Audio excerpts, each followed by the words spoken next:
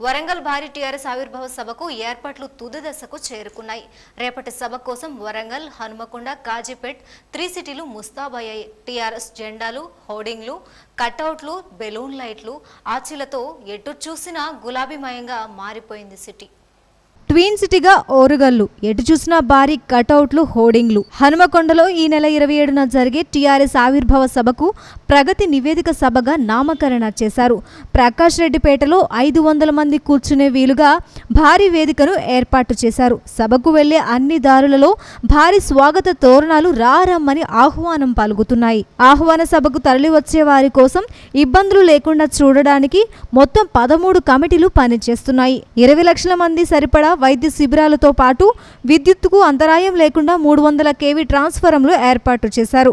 వేదిక స్పష్టంగా కనిపించేలా డిజిటల్ స్క్రీనులు వాడుతున్నారు. 14 మంది IPS ఆఫీసర్తో పాటు 16,000 మంది పోలీసులతో భారీ బందోబస్తును ఏర్పాటు చేశారు.